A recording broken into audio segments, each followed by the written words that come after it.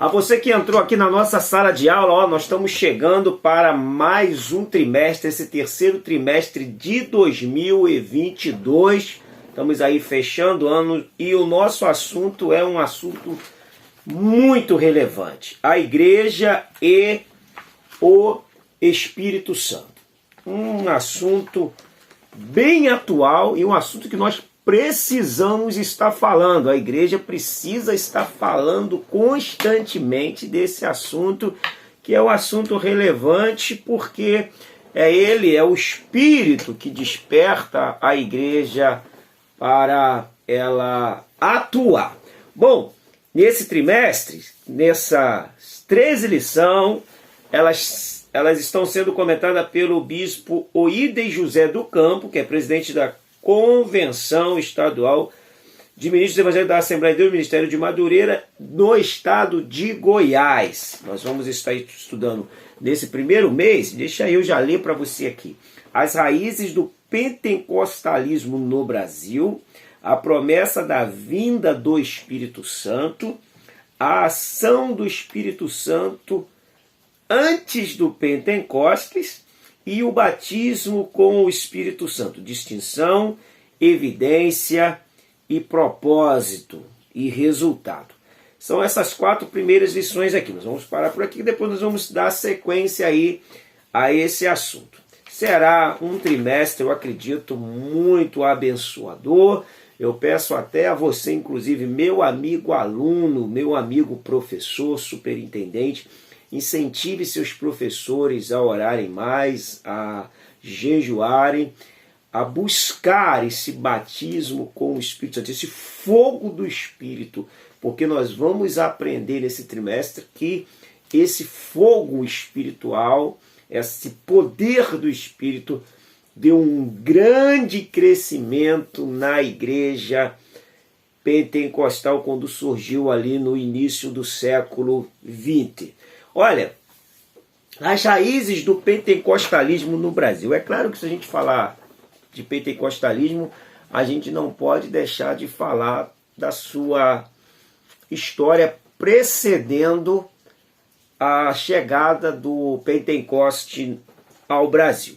Mas vamos para a nossa aula. O que diz o texto áureo dessa lição? Portanto, ide e ensinai a todas as nações, batizando-as em nome do Pai, do Filho e do Espírito Santo. Mateus 28, 19. A verdade aplicada diz: até que Cristo venha, o discípulo de Cristo precisa continuamente buscar renovação e manter-se dependente da ação do Espírito. E quais são os objetivos dessa lição? Mostrar a relevância do pentecostalismo na igreja, apresentar a origem do movimento pentecostal e falar sobre a chegada do pentecostalismo no Brasil.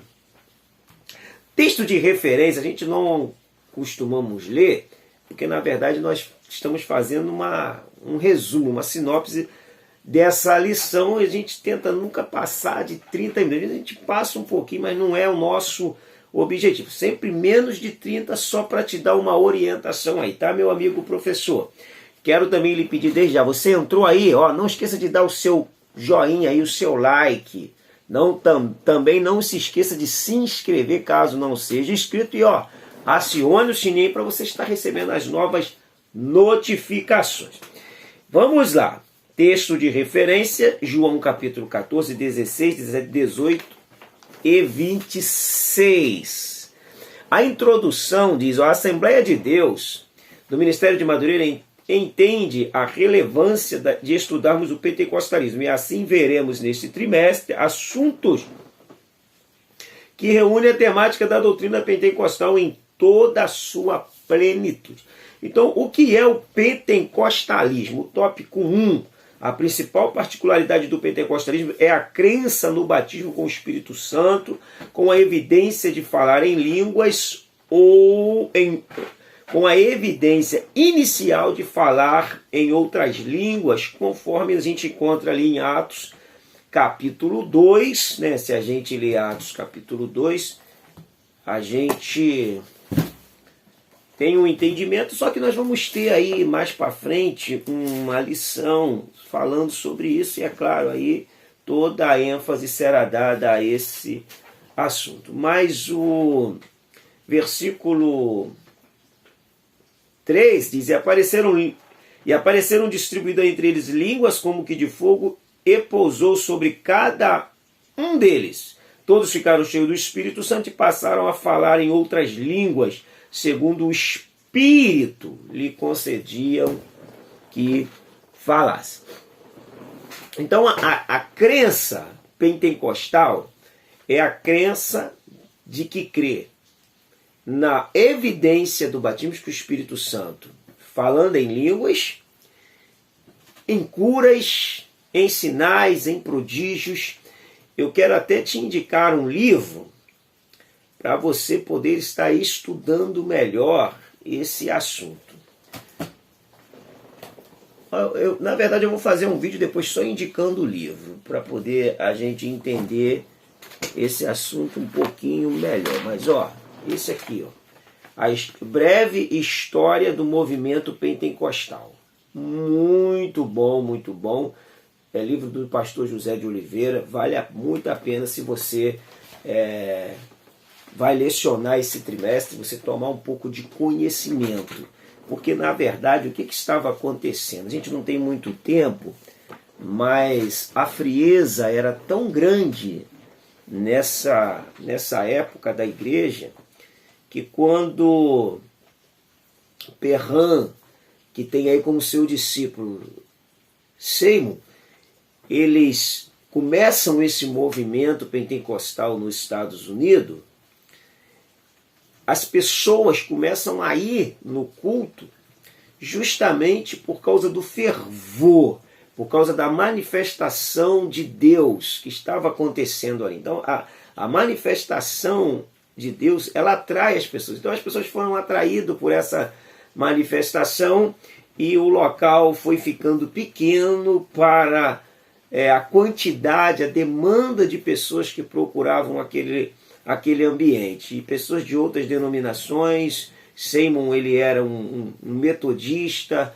e ele acabou buscando essa vida de santidade, essa vida de oração, essa vida de busca. E quando a gente busca a Deus, realmente algumas coisas acontecem. Até hoje, a receita de um crescimento sadio de uma igreja é a busca da oração, é a busca a Deus por meio do jejum, por meio da oração, por meio dos estudos da palavra do Senhor. A receita é essa e ela não vai mudar. Aí nós temos, além do pentecostalismo, nós temos um conceito novo que a partir da década de 70 ele tomou muita força no Brasil, que é o movimento neopentecostal. E esse movimento aqui, movimento neopentecostal. É muito importante que a gente tenha conhecimento desses fatos, porque nós estamos nos neopentecostalizando sem sabermos. O problema tudo é que quando você começa a ver ser inserida no contexto algumas coisas que não estão na Bíblia Sagrada. Por exemplo, o que é o neopentecostalismo? O pentecostal é o que crê nas manifestações de Deus conforme a Bíblia relata. O neo já está dizendo nesse prefixo, neopentecostalismo, que é novo. Neo quer dizer novo. Seriam novidades no meio pentecostais. Então, tudo que a gente vê que é novo no meio pentecostal, por exemplo, teologia da prosperidade, o homem no centro das suas ações, os atos proféticos, o culto profético, a quarta profética, a quinta profética, tudo isso são visões da apostolicidade moderna que tem consigo na sua teologia um movimento neopentecostal. Então, se a gente estudar o neopentecostalismo, nós vamos perceber como que está infiltrado no nosso meio, porque nós acabamos abrindo mão da palavra. Cadê a palavra? Da palavra para sermos pragmáticos. O que é pragmatismo? O pragmatismo é a gente fazer o que dá certo e não o que é certo. Nem sempre o que dá certo é certo. Então nós estamos abrindo mão da palavra, tirando a palavra do centro e trazendo novidades. E aí a gente fica um pentecostal com novidades extras bíblicas e muitas das vezes antibíblicas. Automaticamente nós vamos nos encaixando no conceito neopentecostal. Eu vou deixar um link depois no vídeo para vocês darem uma olhadinha aí fazer uma pesquisa melhor sobre pentecostalismo e neopentecostalismo. Esse assunto precisa ser tratado com muita responsabilidade, com muito compromisso, precisa ser tratado com muita propriedade, porque é um assunto que, dependendo da doutrina, dos conceitos da sua igreja, mesmo sendo ela uma Assembleia de Deus, porque o problema hoje da Assembleia de Deus é a fragmentação. Talvez nenhuma denominação no Brasil seja tão fragmentada como a Assembleia de Deus. A Assembleia de Deus ela é altamente fragmentada. Você pode ver isso perto de você. Se você tem uma matriz com várias congregações, você pode perceber que as congregações pensam de maneira diferente uma da outra e, consequentemente, da sua igreja-mãe. Então nós temos essa fragmentação bem perto de nós, mas essa fragmentação ela é a nível de Brasil. Não se tem uma coesão hoje na doutrina, no conceito de interpretação de texto. São fragmentados e cada um interpreta do seu jeito e impõe um padrão diferente nas suas igrejas, tendo o mesmo nome, sendo do mesmo campo, constando na sua fachada, Assembleia de Deus. Infelizmente, nós vamos aos pouquinhos perdendo a nossa característica. Então, tudo isso começou na rua Azusa, né, em Los Angeles, 312, lá praticamente ali em abril de 1906. É o que conta aqui o pastor José de Oliveira no breve histórico do movimento pentecostal. Começa ali essa fome, essa sede, porque havia um cansaço no mecanismo, um cansaço do vazio, dos cultos aonde se cantava meramente por cantar, dos cultos aonde a presença de Deus não era mais ouvida, sentida, né, melhor, não era mais sentida, onde a presença de Deus era algo que não fazia mais parte do ambiente. E nós vamos entender, e eu vou ler já para você, mesmo que a gente resuma alguma coisa aqui, que desde da igreja ali, da era patrística, à Idade Média, teve homens que foram homens incendiados por Deus. Inclusive eu quero também indicar um livro aqui, esse livro aqui do Jefferson Magno da Costa, Eles Andaram com Deus. Ele fala também da história de Daniel Berg e Gunnar Wingren. Vamos lá, vamos aqui para a nossa aula. Eu estou mais ou menos te dando uma ideia para que você possa abrir um leque de informação e buscar a sua informação. Nem sempre a ideia do resumo é te ensinar tudo porque não temos tempo, mas é acionar, dar um starter na sua mente para que você possa ir buscar essas informações, que elas são importantes no conceito da historicidade das Assembleias de Deus. A Assembleia de Deus ela começa... vamos andar aqui que mais a gente comenta um pouquinho. O termo pentecostalismo, tópico 1, subtópico 1. O termo pentecostalismo tem sua raiz na palavra Pentecoste. Na verdade, ele vem da festa, né, lá de Levítico capítulo 23, que também é a festa das semanas ou das primícias, e nesta festa o primeiro fruto da grande colheita anual era oferecido ao Senhor. Então nesse dia estava lá os 120 discípulos e eles foram cheios do Espírito Santo. Sendo eles cheios do Espírito Santo, eles começaram a falar em outras línguas, e esse termo até então ele não era conhecido, não era uma nomenclatura dada para a igreja ali no início. Esse termo surgiu mesmo a partir da Azusa Street, a partir do século XX, início do século XX. Até então era só os crentes, só tinham eles. Todos criam na ação sobrenatural, criam no poder de Deus, no batismo com o Espírito Santo, na oração fervorosa, servindo ao Senhor, buscando ao Senhor.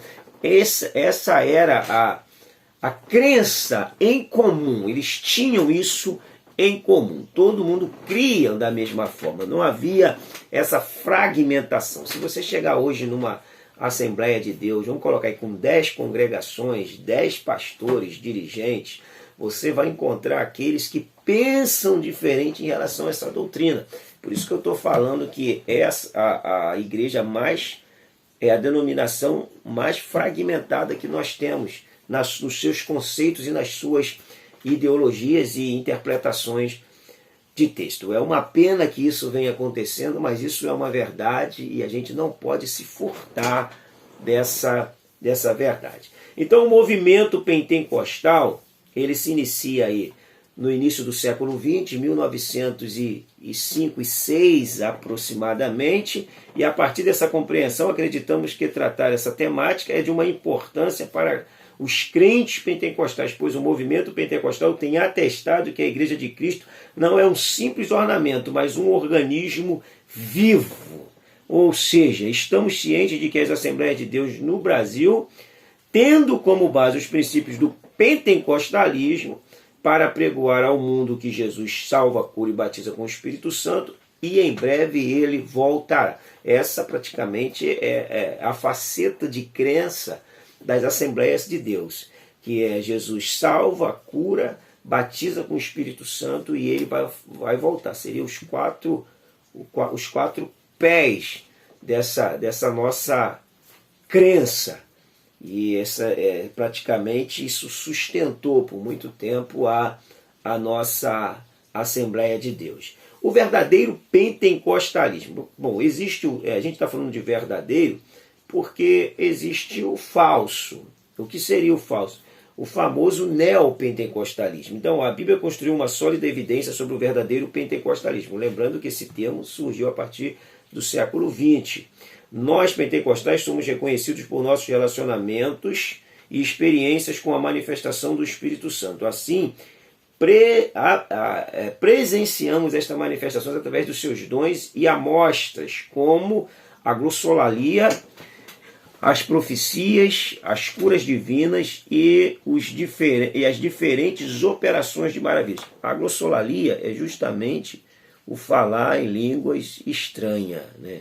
Lalia é fala e glossa é a palavra para língua. Pode ser língua que você não aprende, no caso aqui línguas estranhas, e pode ser língua membro, como no contexto aqui está falando de uma fala, então aqui seria língua estranha, é uma língua que você não estuda, que não tem como você aprender, só mesmo por uma ação sobrenatural de Deus. A gente precisaria fazer um vídeo só falando sobre Atos 2, para a gente poder entender isso melhor. Se você achar isso importante, eu já quero até te pedir, deixa o seu comentário aí, falando a respeito, faz um vídeo sobre o Atos 2, que a gente vai explicar Atos 2 de uma maneira clara, para que você possa entender que o batismo com o Espírito Santo, ele carrega em si a evidência do falar em línguas, baseado no texto bíblico de Atos, de maneira que eu posso dizer que é incontestável. Tá bom? Vamos lá, o tópico 2. A hora ela tem uma aceleração. O movimento pentecostal. Isso aí se deu então na rua Azusa, né, em Los Angeles, na Califórnia, em 1906, e foi um relevante agente que difundiu a chama do Espírito Santo pelo mundo, assim como na igreja primitiva. Nesta igreja, cada um que se convertia transformava-se em um missionário, levando a chama pentecostal para as cidades. Bom, vamos aqui seguindo o nosso caminho aqui. Vamos lá. Deus envia os suecos Daniel Berg e Gunnar Wingren. Bom, eu tenho aqui um livro e ele vai trazer ele vai falar a respeito desses pioneiros da Assembleia de Deus na gigantesca onda de imigrantes no fim do século XIX. Nós temos aí a história de Daniel, que embarcou em 5 de março de 1902 em Gotemburgo, rumo aos Estados Unidos. Eles eram suecos, Daniel Berg e Gunnar Wingren. Na verdade, eles não se conheciam, eles se conheceram nos Estados Unidos, não se conheciam lá na Suécia, ambos eram suecos, eles se conheceram nos Estados Unidos e por meio de uma profecia, tem pessoa que não acredita em profecia, inclusive na Assembleia de Deus, por meio de uma profecia foi entregue a eles. Eles eram batistas, mas passaram a frequentar também o ambiente ali de renovação, de avivamento, onde as pessoas estavam sendo atraídas pelo poder de Deus. Eu quero que você leia sobre isso. E uma profecia de que eles eram para ir para um local chamado Belém. E eles foram, Belém, né, no Pará, eles foram investigar aonde era a Belém, onde era Pará. Foram lá para o mapa e observaram que Belém, Pará, era no Brasil. Então eles rumaram para cá. 1910, em 1911, eles fundam no Brasil, após serem expulsos, porque aqui, dia 8 de julho de 1911, a irmã Celina de Albuquerque, até então eles estavam numa igreja batista, e a história diz que a igreja ela explodiu assim de gente, muitas pessoas foram atrás por causa do movimento que estava acontecendo ali espiritual, e quando eles foram expulsos, eles foram para as casas, e nesse ambiente espiritual, essa irmã Celina de Albuquerque, no dia 8 de julho de 1911, ela é batizada no Espírito Santo. Durante aquela semana tivemos um culto de oração cada noite na casa de uma irmã que tinha uma enfermidade incurável nos lábios, e nos sentimos tristeza porque ela não podia assistir aos cultos da igreja. Então ele vai seguir aqui a história e vai estar narrando justamente que ela passou a buscar a promessa de Deus, vindo a receber no dia 8 de julho de 1911 a primeira irmã batizada com o Espírito Santo. E eles passaram a fazer culto nos lares porque, na verdade, eles foram expulsos da igreja por causa do movimento espiritual, da onda que estava acontecendo ali de coisas sobrenaturais. Então esse livro aqui, eu vou também depois fazer um vídeo aqui indicando que é muito importante a gente entender a nossa história. Quando a gente consegue entender a nossa história, a gente passa até crer de uma maneira mais lúcida. Por quê? Porque eu sei a história, eu conheço a história. Eu não estou na Assembleia de Deus sem conhecer a história, eu não estou aqui sem base, sem saber, sem ter chão daquilo que eu creio. Eu creio porque creio. Não, eu creio porque eu tenho um fundamento para isso. Eu preciso também, dentro dessa logística, ter a minha racionalidade e, como diz 1 Pedro 3,15, saber explicar qual a razão da esperança que eu tenho. Não é isso que diz 1 Pedro 3,15? Santificai, pois, a Cristo no vosso coração e esteja pronto para responder qual a razão da esperança que nós temos. Então a gente precisa entender bem essa história, esse conceito de contextual que se encaixa a nossa doutrina. E se a gente entender lá a história, vai ficar bem mais fácil da gente crer, pregar e buscar isso para nossas vidas. Vamos lá. Então, Daniel Berg e Gunnar Wingren, no começo do seu ministério na Assembleia de Deus, ocorreu através de dois homens cheios do Espírito Santo. A história mostra que os missionários suecos Daniel Berg e Gunnar Wingren chegaram ao solo brasileiro após receberem a palavra profética, uma palavra de profecia. E essa palavra de profecia, que é muito comum, era muito comum na Assembleia de Deus e hoje foi substituída por atos proféticos, que é o neopentecostalismo, ou então levanta a mão que eu vou profetizar, que também é o neopentecostalismo. Eu preciso saber diferenciar o que é proferir uma palavra de bênção. O que é proferir uma palavra de bênção? Eu quero proferir uma palavra de bênção para você nessa noite. E aí você libera uma palavra de bênção. E o que é uma palavra profética? Uma palavra profética é aquilo que vem de Deus. É o Espírito que te dá. É a tua conexão com o Espírito Santo. Não é na hora que você quer, não é do seu jeito, não é no seu momento, não é porque você quer. É no momento de Deus, dentro da necessidade do ambiente. Deus te traz uma palavra profética, te traz uma profecia, uma revelação, uma visão, e não esse ato neopentecostal que virou moda. Eu vou profetizar, levanta a mão. O que eu vou falar aqui agora é profético, o culto é profético, não sei o louvor é profético, não sei o que é profético. Isso tudo são viés neopentecostal. E isso tem danificado demais o pentecostalismo. De uma igreja que buscava a Deus, que buscava os dons, que era incentivada a ferver no Espírito Santo, foi praticamente substituído por atos proféticos e por palavras proféticas.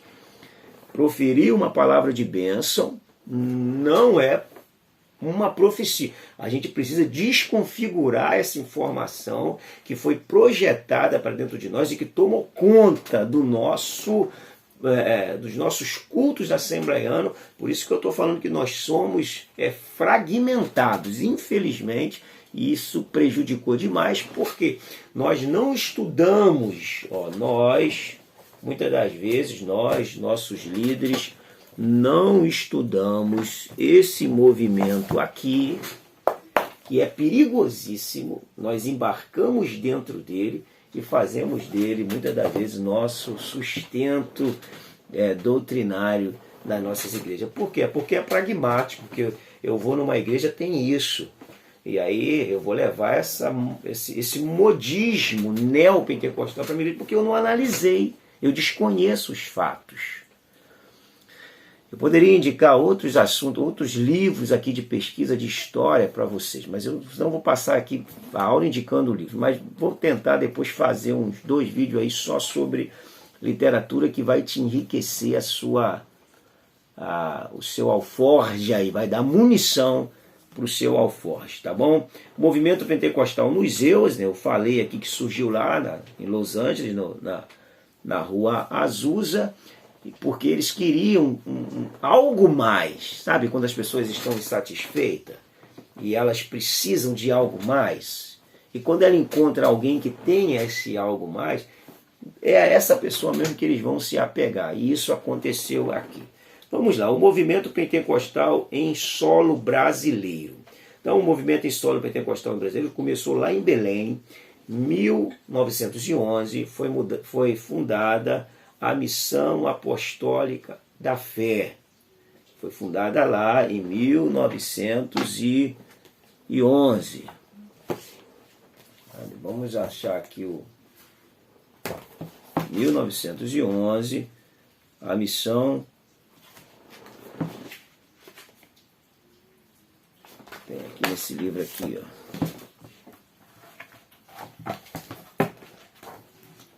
Missão de Fé Apostólica, a nova comunidade. Ou seja, Missão de Fé Apostólica é o primeiro nome dado às Assembleias de Deus.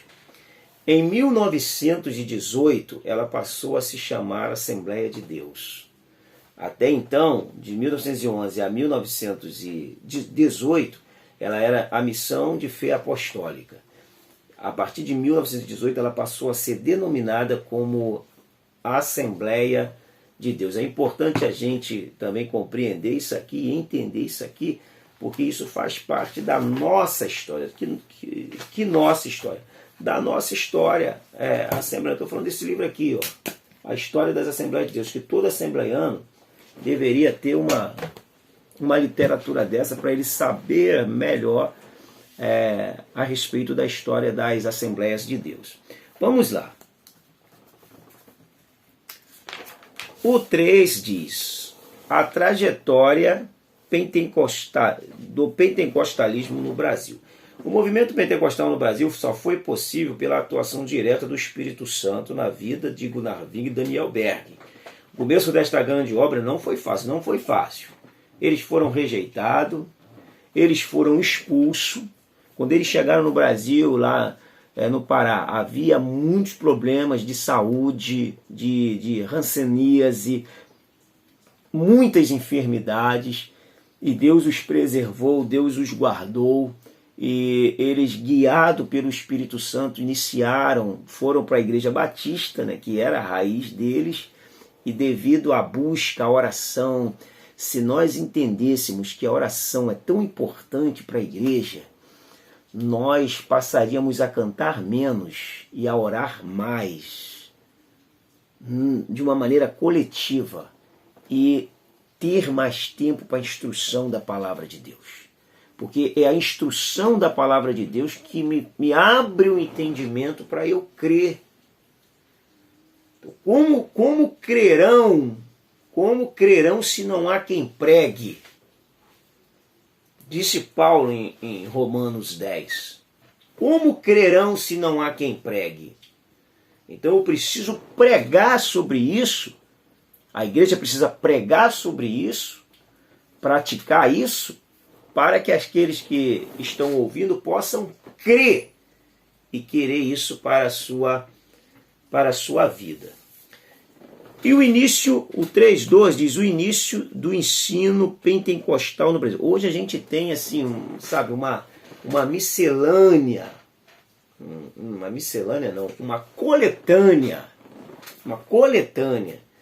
de livros, de literatura, de estudos sobre o pentecostalismo no Brasil. Se a gente lê, por exemplo, o que nos informa o mestre saudoso Antônio Gilberto, ele traz alguns pontos que é muito importante a gente entender.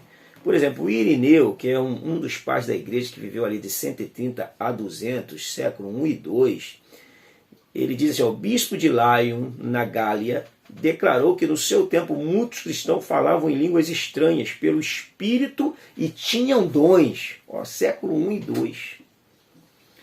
Marte, Justino Marte, 100 a 165, nasceu na Palestina, converteu-se em Éfeso e morreu em Roma. Ele, em seus escritos, mencionou os dons espirituais em evidência nos seus dias. Século 2. Orígenes, 185 a 254, século 2 e 3. Teólogo de renome, afirmou que os dons espirituais, inclusive de línguas, eram um fato notório nos seus dias. Está prestando atenção como é que isso é importante, o período patrístico, para a gente entender essa história pentecostal que nós vamos estar estudando? Crisóstomo, 347 a 407, que é aí boca de ouro. Patriarca de Constantinopla, Crisóstomo. Crisóstomo relatou que no caso de 3 membros de sua igreja falavam pelo Espírito Santo, ou seja, falavam em línguas. Agostinho, 354 a 430, o bispo de Hipona, no norte da África, deu testemunho de que as línguas estranhas estavam em evidência no seu tempo. E aí nós vamos andando até chegar, por exemplo, na Idade Média. Os valdenses e os albigenses. É importante a gente ler sobre esses homens. Os historiadores afirmam que entre eles havia manifestações espirituais em línguas estranhas, segundo o Novo Testamento. E o que falar de Lutero? Falava em línguas e profetizava, conforme depoimento histórico do Dr. Jack Deere. Muito importante, não é? Aí vem os anabatistas, que havia entre eles manifestações do Espírito, inclusive dons espirituais em línguas estranhas. Ou seja, isso nunca deixou de existir no decorrer da história. Só que se eu não conhecer a história, se eu não estudar a história, na verdade, o passado, ele é o meu pedagogo para me conduzir ao presente e ao futuro. Eu preciso desse instrutor. Uma vez que eu desprezo a história, praticamente eu estou desprezando um pedagogo que me conduza. Por exemplo, a gente vê em Êxodo capítulo 2, capítulo 1, vamos lá para a gente não cometer erro, eu já estou terminando a nossa aula, passando já do meu horário, mas o assunto é muito pertinente. Ó. E faleceu José e todos os seus irmãos daquela geração. Entremente se levantou um novo rei sobre o Egito, e não conhecia José. Por que eu estou lendo isso aqui? É o verso 8. Levantou-se um novo rei e não conhecia José. Levantou-se um rei que não conhecia a história. Se ele conhecesse a história, porque ali se passa 150 anos, morre José e toda a sua geração. E se levanta depois de 150 para 200 anos um rei. E esse rei não conhecia José. Claro, José viveu bem antes dele. Mas se ele desse importância à história de 150 anos antes dele, nós estamos falando de história aqui do século III. Nós estamos no 21, que são aí, digamos, 21, 3, 18 séculos. Nós estamos falando de história de 18 séculos. Ele não conhecia uma história de 1 século para 2 séculos atrás dele. Então, o conhecimento da história é muito relevante até para a gente argumentar quando alguém questionar a gente. E quando a gente não sabe o conteúdo da historicidade dos fatos, a gente fica perdido. Então, é importante que a gente tenha esse conhecimento. Ó, a trajetória do pentecostalismo no Brasil, o pentecostalismo no Brasil, para a gente fechar aqui o texto 2, o 3.3. Atualmente, a Assembleia de Deus no Brasil tem uma representação social significativa em cada canto do país. Mesmo passando por muitos infortúnios, nada conseguiu parar as igrejas, a Assembleia de Deus no Brasil. Na verdade, a Assembleia de Deus ela é a maior denominação pentecostal no mundo. E talvez ela é uma das maiores denominações dentre todas. Acredita-se que a Assembleia de Deus ela tem no Brasil aproximadamente 2,3 milhões de fiéis. 2,3 milhões de fiéis, ou seja, é mais do que a metade dos fiéis de todo o Brasil, aproximadamente a metade dos fiéis. Só para a gente entender a relevância dessa denominação. Mas nós não estamos aqui também para exaltar a denominação. É que ela está dentro da história do contexto. Nosso objetivo aqui é falar da importância da doutrina, do ensino, que nós mesmos abrimos mão em detrimento ao neopentecostalismo, ao pragmatismo. Porque ali deu certo. As pessoas falam muitas das vezes de religião, mas eles praticam a religiosidade sem perceber. Quando a gente observa, por exemplo, o neopentecostalismo, ele trouxe a figura de um leão. E hoje as igrejas estão colocando um leão como se ele fosse um deus. Em toda fachada você acaba abordando e encontrando um leão.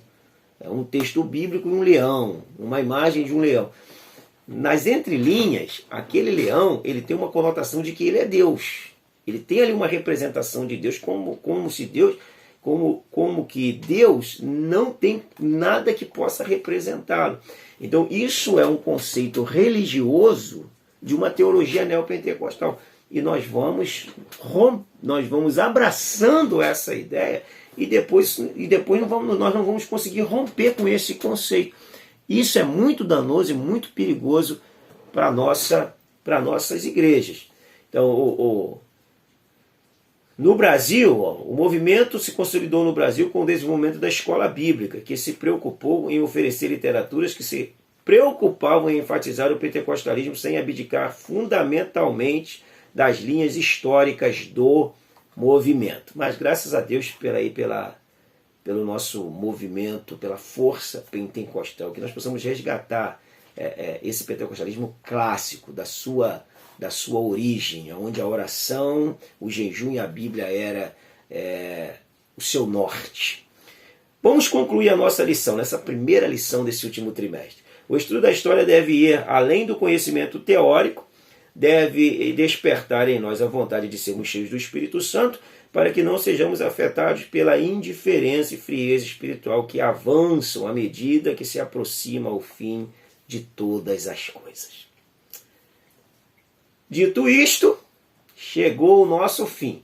Quero te agradecer por estar aqui conosco, te agradecer pela oportunidade de estar adentrando aí na sua casa, no seu carro, no seu trabalho, no seu escritório, aonde quer que você esteja nos assistindo. Tá bom? Até o nosso próximo encontro. Beijo no seu coração. Boa aula. Que o Espírito Santo possa te usar de maneira sobrenatural. Fique com Deus.